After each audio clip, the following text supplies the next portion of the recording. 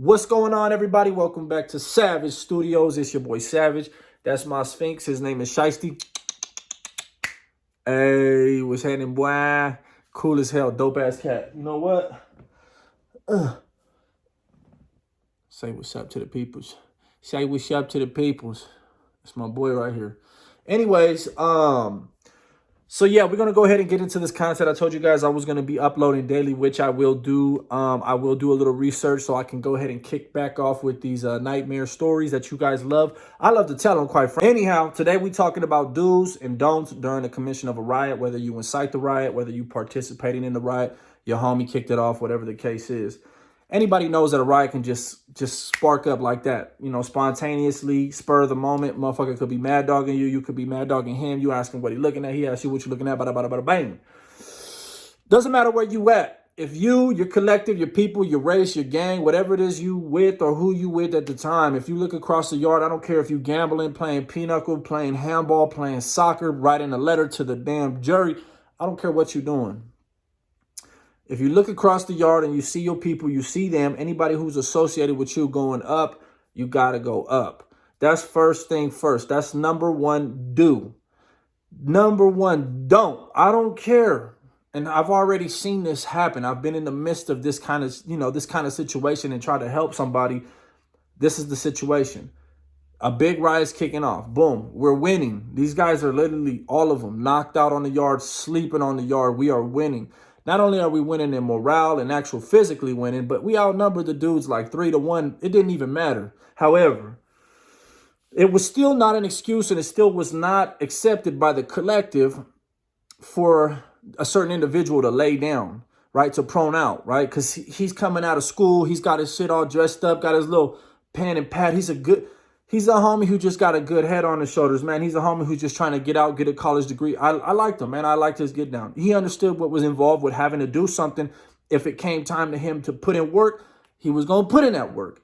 However, you're coming out of college or you're coming out of class or you're coming back from medical. You see all your boys going up.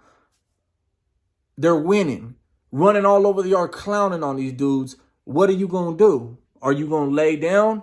Prone out, just let your homies continue to mop them up, make it to where not every one of us has to go to the hole. Not every one of us got to get in trouble. Not every one of us got to catch a write-up, because we still have to have people from our collective that can be functionable, right? That can access the higher yard. Because this, I'm speaking on a level 4 180. They got that big wall. We still need to be able to kind of get people to get messages over there, collect things from the top yard, and then they can come collect things from the bottom yard, etc. So I could see the logic in it. However, it's a don't. It's a don't do. Even if you just like are on the outskirts, even if you just, I could understand, not getting in it, but even if you just want to stand up and just be there to monitor, if they get back up, put them back down. You know what I'm saying? If a homie drops him and he gets back up, put him back down. But to prone out and to lay down prematurely, you know what I'm saying? He kind of got what he had coming. He took what he had coming, but it's like, that's a huge don't. Another huge don't that you don't want to do. If you in a riot with your boys, man, and you in a level 4, even a level 3, man, this odds are a lot of your homies are lifers. They not getting out. They're not gonna see the light of day outside of the kennels. So if you in a riot, y'all in a melee, whatever, don't sit there and focus on one guy with some of your homies who's are lifers. And let me tell you why. Yeah, it's cool. I get it. Especially if you're trying to prove yourself, you kind of want the homies. You're trying to make your mark. You want them to see that you're somebody. You're not no punk, whatever. The bad and the downside to all that, you don't want to be stuck on somebody who's getting booked by your homie. He's not going to give you a public service announcement that he's carrying an ice pick or anything, razors or anything on him. You're going to find out when you're noticing that the dude that you're stuck on, and now the cops came in and already shot you like 10 times or shot at you 10 times through the gas grenade and everything, and you proned out next to this guy and they saw you beating him down with old boy, with the homie. Unfortunately, when they come to retract the whole situation, look who's all filled with stab wounds, slash wounds, and everything. Guess who's going to get charged? If you got an outdate, that's a big don't do. A big do. This is one of the biggest do's that you could possibly have. Do not waste all of your energy focusing on one individual, right? You kind of like what I call it, you want to make your rounds, right? You want to get jiggy with somebody. If he's getting the best of you, don't trip. I'm sure somebody will come in from the side and help you out. But you kind of want to be the one who's monitoring as well, who's getting got by the other side. So that way you're just not stuck on, because that's how morale loses, right? Like, let's say I'm fighting this guy and I'm whooping his ass, right? But come to find out after whooping his ass, however long it took to whoop his ass, I look over and damn, we're losing. I'm winning, but we're losing. Okay, now see, now that fucks up a lot of things, especially morale. Morale as the collective. You could still be a lion and you can fight, and at the end get beat the hell up and still shine. And so they say, yeah, he stood 10 toes and he fought, but they ended up knocking him out and sticking something in his ribs because you failed to look around during this whole riot and make your rounds and help other people out, because you're only as strong as your weakest link. That is a huge must, that you look around and you don't just focus on the one person. And I know if you whipping his ass, it's going to feel good. You're going to want to stay on him. You're going to want to show him why he should have never challenged you or your collective. However, there is no point to win the battle and lose the war. Always pay attention to your surroundings, especially in a moment of war. A true warrior can pause, think, and still be aware in the midst of battle. Obviously, if you've been in a riot, you already know they're going to have tear gas out, especially if you and your boys plan to really commit to a good, long battle. We know we're going to get shot at. We know we're going to get tear gas grenades. We know they're going to come out here with that super soaker full of pepper spray. So what should we do?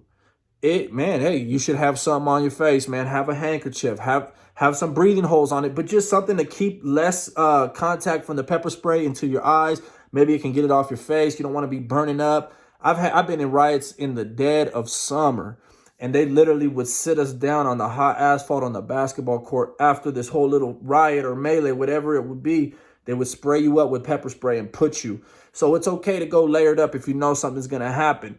Obviously, I shouldn't even have to tell you guys this, because all these YouTube channels, all these other prison YouTube channels, you should already know better, but I'm going to say it anyways. If you get into a riot, if you get into a melee, no comment, don't say nothing. Don't say nothing. Go to the hole, wait for your 114D. You guys are going to have the same lockup order. You're going to go to the same committee. Let them figure it out. Now, if there's a homie who wants to step up and say, hey, I take accountability. Let's say me and you was in a riot together and you a lifer and I'm not a lifer, and you sit there and start booking them. Boom, boom, boom, boom. I don't say nothing. Me and you going to talk when we get to the hole. Not in a disrespectful way, because you're doing your job. And salute to you for doing your job.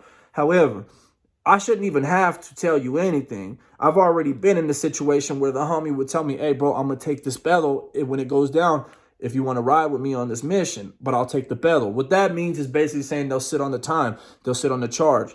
Now, I don't know if that'll always work with the district attorney, whether or not they want to charge you and him and say, I don't care if he's taking the blame, but I think in the long run, it will work. So never say nothing. Don't say nothing to him until you get back to the hole. You figure things out. And if anyone wants to take accountability for any certain roles, they can. If not, just eat it. A riot write-up, a shoe term, it's a small shoe term. I don't even know if they sing to the shoe anymore. I wanted to say your first offense, you were getting 3 months in the shoe for a riot. So it's nothing to be afraid of. So that's the hugest don't as well. You don't want to be the one who shines in the riot, but goes and does some shit like this. And then everything you did in the riot, all the fighting you did, everything you shined on, now you got to get whacked. Now you got to get a DP coming. You don't want no part of that. Another major do, this is the most important do as far as mentally and personally, right? You can't go into battle expecting the least amount of damage to be done, not only to you, but to what you're willing to do to the next man. You see, too often I've seen morale in the group go to shit. Too often I've seen people's hearts turn yellow because morale. Okay, so I like to go into battle expecting my own 10 toes to hold me up, my own 2 hands to hold me up, and if shit hits the fan, I'm going to keep going until it's over with. Expect to get shot at, expect to have tear gas, block guns, batons, pepper spray from the super soaker. Expect all that shit. Expect some of your homies to lay down, because they're gonna lay down. Especially if you lose it, expect some of your homies to start retreating, because they might damn well just retreat. Don't be surprised. Don't go in there with this expectation that we gonna win. we're going to knock everybody out. The block gun bullets are going to bounce off us. The pepper spray is just, I'm going to use it to slick my hair back. It's all, nah. Go in there with the understanding that it's about to get ugly. Not every riot is ugly. Not every melee is ugly. I've been in some that were just a group of us throwing fists. Like I said, man, three on three is considered a riot now. So, you know, it's not always like that, but every single time I went into it with that degree. And I'll tell you, if you do go into it with that amount of commitment, you'll find that you don't fail yourself and you don't fail the collective, because the ones who do fail, there's so much resentment. At the end of a riot, you will be surprised how many times the ending of a riot is only the beginning of a lot of inward drama between each other, because now you guys are in the hole. Now we're all hyped up. We're talking about this and that. We go to the yard in the cages and we're chopping it up. But the homie now sold up with this homie, and I saw this homie. I saw him running, or I saw him backpedaling, or I saw him lay down early. So now we're in the hole. Now we're in the shoe, and we got nothing but time, and we're sitting there, and I'm running it by my celly, and my celly don't like the idea that while we're all fighting and we're all going crazy, his performance was subpar at best, under par, and he's in direct violation. Now we got to figure out how, you know, the homie who sold up with him is going to take care of that. So you just never want to be the guy with that kind of shit attached to your name. You just want to be the guy who fought crazy, helped out a other couple homies that was getting their ass whooped, and kept the momentum going upwards. You know, losing or not, we just gonna keep it going, man. That reminds me of one that I was in where we was both beat up, swolled up, bloody, kept it going. Last ones to lay down. Last ones from both sides to lay down. That's what matters to me. Obviously, staying alive and keeping your head on your shoulders is very important, but I'm a petty motherfucker, man. So last one to lay down means a lot to me. Sorry. Also, man, if you find out there's about to be a riot or there's tension or you're feeling it, homies are not sure, don't try to be Superman. Don't think you somebody's hero trying to rock the whole world and go taking off around the track trying to show the homies how hard you are by walking the track alone. Don't be that person, man, because it's always that person who gets holes put in them, ends up on a damn stretcher, headed to the hospital. Yeah, you got the respect, you know, good shit, my boy. I hope you heal up good. I hope they patch you up proper. When you could have just held it down at, you know, been stationary, man. If you feel like a situation is getting ugly and you want to look for a vantage point, maybe you want to flank them, I understand that too. But for the most part, just, you know, if you know something's going to get nasty, just make sure you got a couple of homies with you, because I've been snaked on, tricked, duped, whatever you want to call it, surprised, ambushed. Inmates don't just all of a sudden get stupid when it's time to fight. You know, they don't get stupid when it's time for battle. No, that's the number one time when we hone in and call in on all of our strategic bones. So just be smart about it is what I would say. There's so much more that goes into a riot, surviving a riot, shining in a riot, you know, and then the afterwards of getting through the whole time and the shoot time. I basically gave you guys a whole good rundown on what to do, what not to do. It's very simple. I tell people this all the time.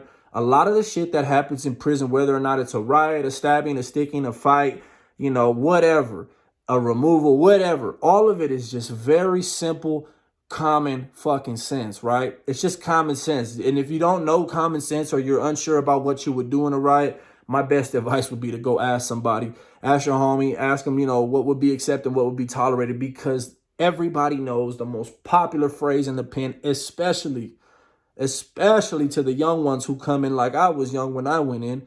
Ignorance is no excuse. Educate yourself. Be ready at all times. Stay aware. Keep them eyes open. I hope you guys like this rundown of do's and don'ts inside of a prison riot. Don't go get in any riots. This is just for content. I hope you guys like it. Much respect. I'm back.